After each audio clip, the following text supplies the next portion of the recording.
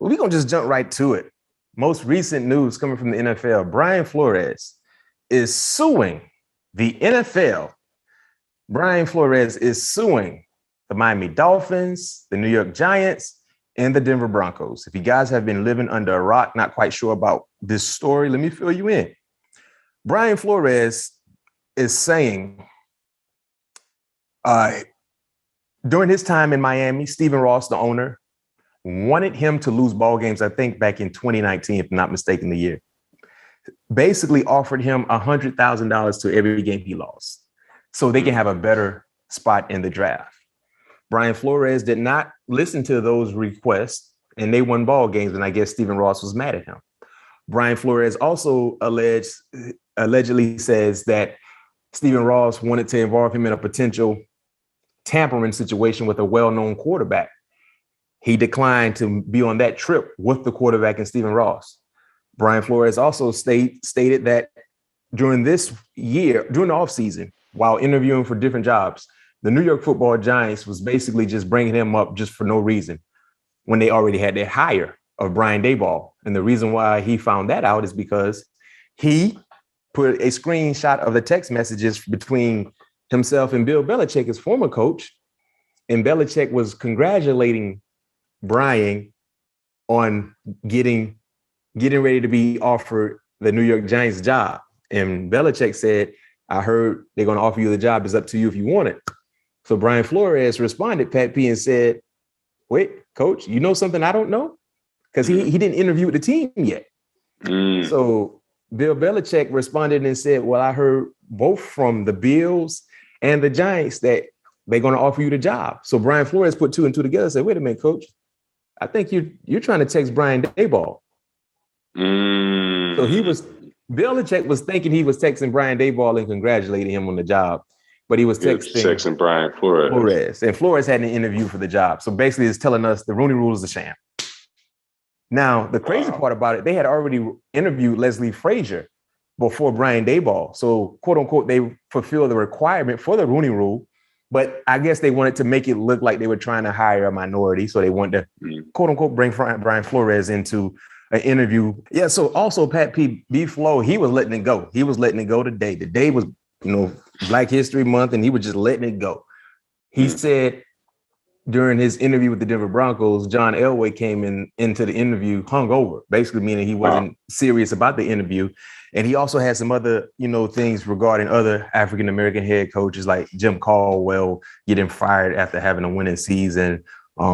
Steve Wilks not handled the right way out in Arizona. It was a lot going on. There's a lot to really process.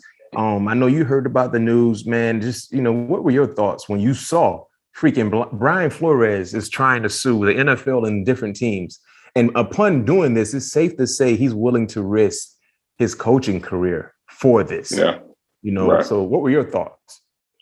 I mean, I was completely, taken away, by the news. And like I said, my wife broke the news to me. I was just coming in from the girls had cheer practice today, and I was like, no, I ain't see this right here. And I was like, how the heck this can be, possible. Then I went to read the article, like you said, about the John Elway, the Dolphin, Donald, what's his name? What's his first name? Ross, the owner for the Dolphins. Steve Ross. He wanted him to lose games, offer him $100,000 to lose.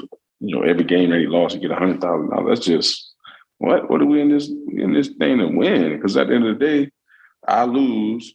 I don't have a job. No question. So yeah. And you won't come out in public and say you wanted me to lose. You just fired. Yeah, he'll get fired. Right. Like, so what are we talking about here? So just seeing that was something that was that I was completely shocked by, because if you look at it, both years the Dolphins continue to get better as the year went on. I think it was 7-1 towards the back of the year. Yeah, they were. The final 8 games, they were 7-1. And last year they finished the season pretty strong as well, trying to get themselves in the playoff picture, as well. I thought their defense, obviously he's a defensive head coach, and the defense is what the identity of that football team was. I thought he did, with what he was, given. I thought he handled, the situation, extremely well as far as, getting those guys to compete. Those guys was well coached, and those guys were ready to battle each and every time they stepped on the football team, on the football field. But when I first saw the news, I was like, wow, like really? Like, dang. But he like you also said, stated, and you were out in Arizona at this time, he said that Steve Wilks was held to a double standard in Arizona. What is your opinion on that? Because you were out there, Steve Wilks was your head coach, not mistaken. Yep, and he only had 1 year in Arizona, right? Man, Steve was there February. Steve was there 11 months.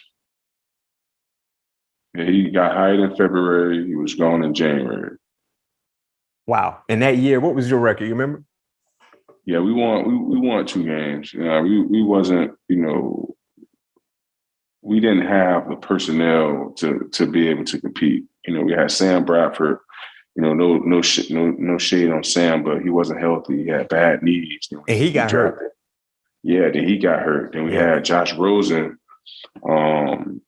He got, he played, but he wasn't ready. He wasn't ready to play, for an NFL football team. Then we had Mike McCoy. What's Mike's name?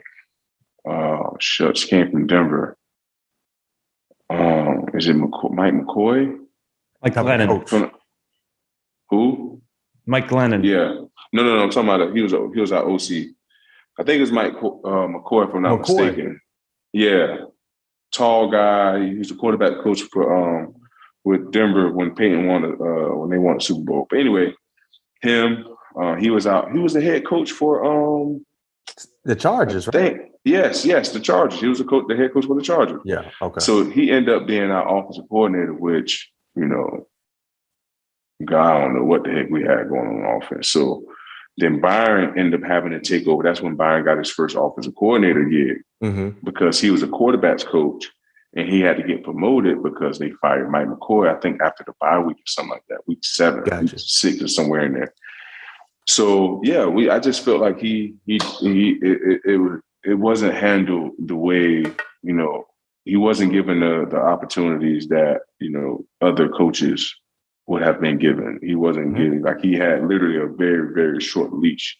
Yeah, and you guys were 3-13 that year. Yeah, 3-13. And with what we had, like, we had a bad offensive line. We had deep. I think Corey Torres his what's the name? His Achilles that year. Chandler was there, but it was like everybody was changing. We went from a 3-4 to a 4-3. So we really didn't, like, we were just, a lot of guys was out of position. But I feel like if we had an opportunity to buy into the system and, really see when it works, really buy into it, how it would work, but they didn't give them opportunity. You know what I mean? And it was, I don't know, it was just bad, man. And what's funny, I've been asked this question a lot today regarding the Brian Flores news.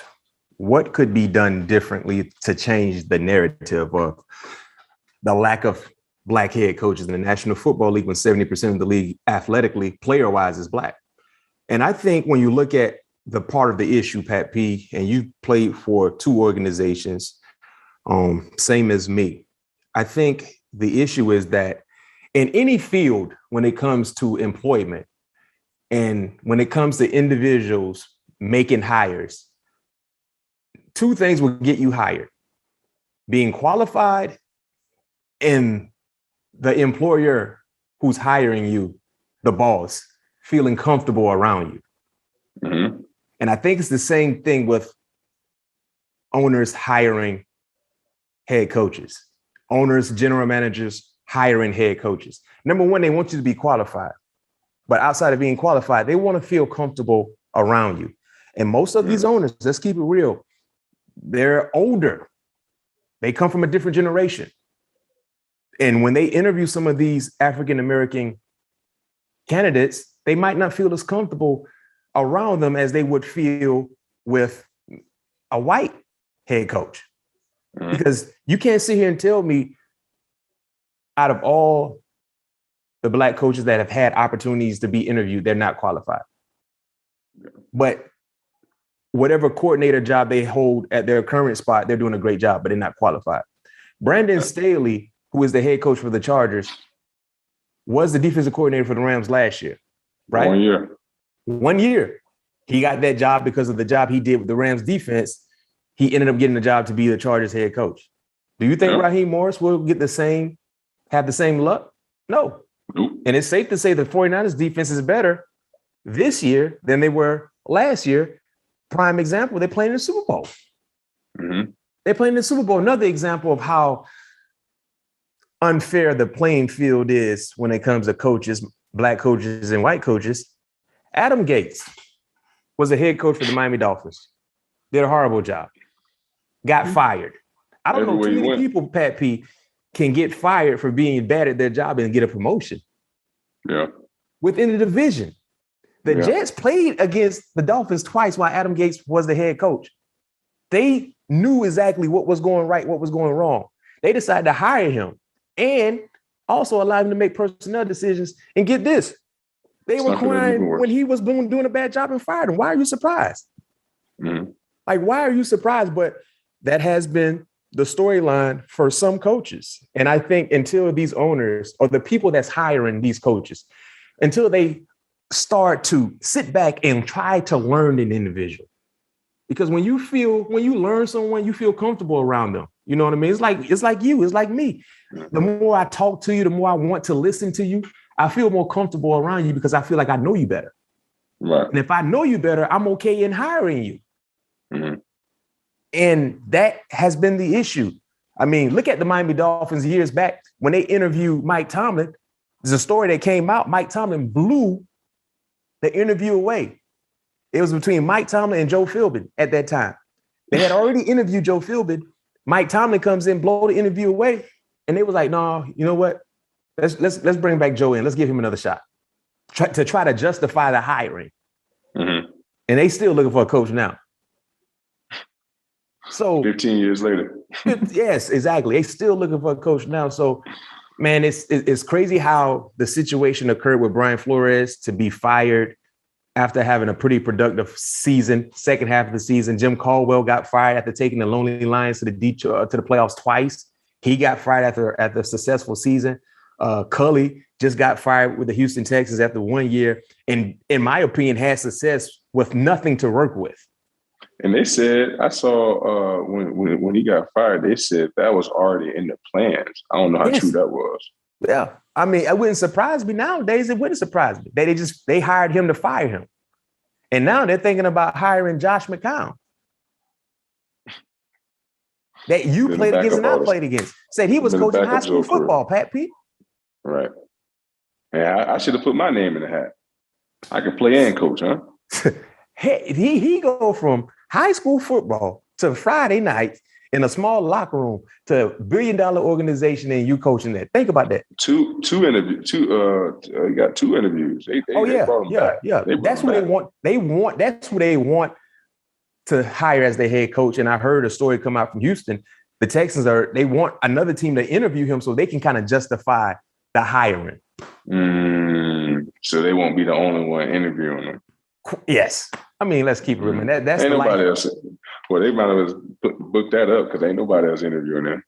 Yeah, man. And hopefully, like I said, it can change, man. And that's just my opinion about why we're not seeing the quantity of Black coaches, because I think a lot of these owners, they don't know, they don't understand, they don't know them. And they feel more comfortable in hiring someone who looks like them than hiring someone who don't look like them, but not seeking the time to really understand them. And I think it goes to almost any part of your life. You know what I mean? If you're looking for someone to do a job for you at your house, you got to be qualified. You got 2 candidates, right, Pat Pete? And both candidates are qualified. You're probably going to gravitate to the one you're more comfortable with. Yeah, 100%. Yeah, but if the league wants to change this issue, then you have to force or make it a standard or a requirement that these owners learn and understand people who they're dealing with, who they're thinking about hiring, and just throw the Rooney Rule out of play, because now the Rooney Rule is just basically It's a mockery now. They're just bringing in guys because just they need to fulfill the obligation. Yeah, just cover up. Yeah, no doubt.